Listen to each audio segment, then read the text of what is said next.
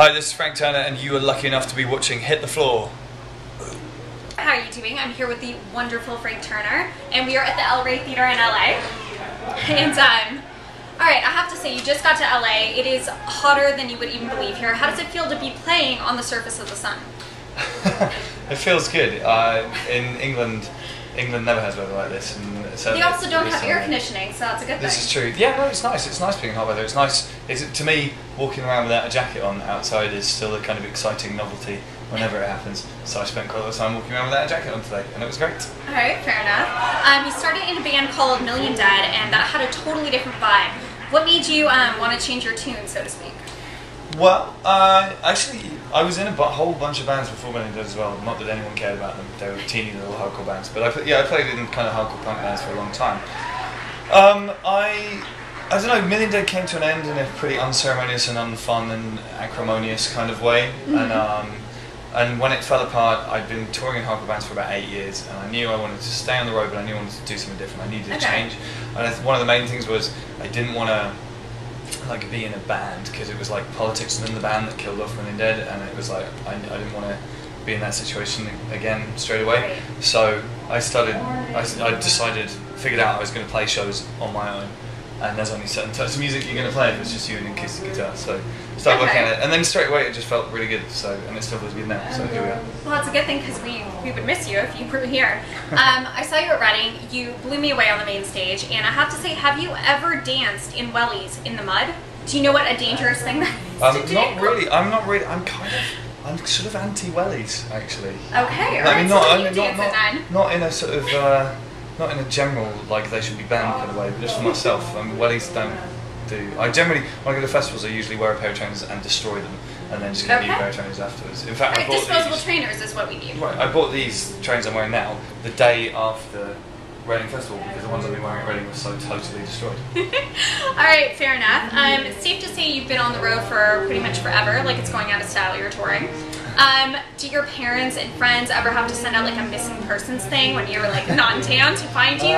What goes on there? Yeah, I'm not too kind of like totally wandering drifter. I mean, I travel around the whole time, but my whereabouts are generally advertised, or at least that's the point, you know, so that people can come to shows. Okay. And the internet helps these days. I do live a life that makes it harder to have normal kind of friendships, and I miss a lot of stuff with family, that kind of thing. But then the thing is, it's kind of like I've sort of been doing this for long enough now that it's kind of self-filtering in a way.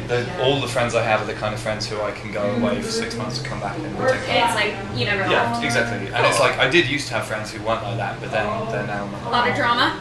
Well, it's not even that. It's just that it's not sustainable to keep those kind of friendships going with what I choose to do for a living. And I'm not for a moment complaining or trying to martyr myself about this because I choose to do what I do. But it's just, yeah, you know, you have to adjust your life, certain things in your life to make this kind of thing work.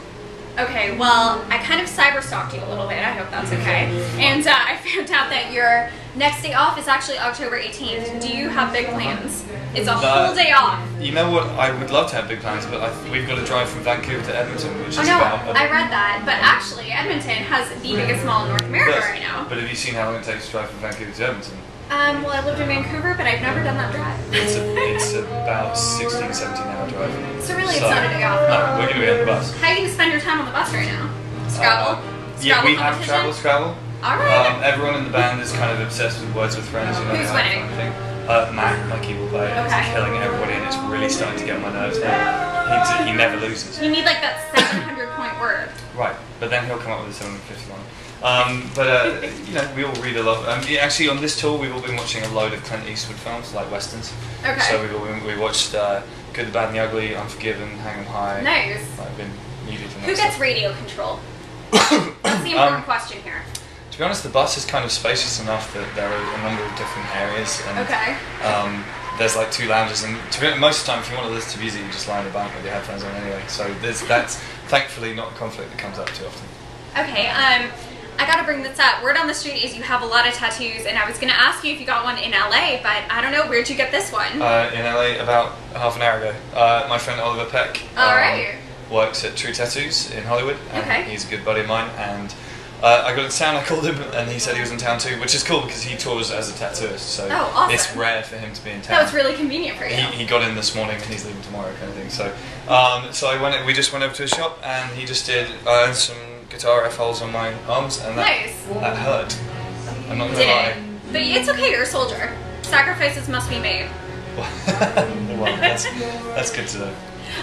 Do you get a new tattoo like every time a song comes out, or how does that work for you? Yeah, it's just sort of when the opportunity arises. I mean, some of it will be stuff that I feel like getting done, you know, that I have an idea of getting done. Some of it is if I'm in a certain town or with certain people, I get it done. Today was kind of a combination of the two, actually, because I've been wanting to get these done for a long time, but also Oliver's done quite a lot of work on me now, and I love getting tattooed by Oliver. He's a friend, he's a great tattoo artist, and so if I get an opportunity to see him, I'll get something done. So your body is in his hands? When I'm with him, but then like when I'm in Birmingham, England, I always hang out with Matt Hunt at One Body Art. Okay. Do you have any of your own lyrics tattooed on you? I have one. I have I Still Believe done here, but I got that done because that was actually did that in the music video for that song. I got a tattoo as part of the video. That's awesome. You got to plan like way in advance for that.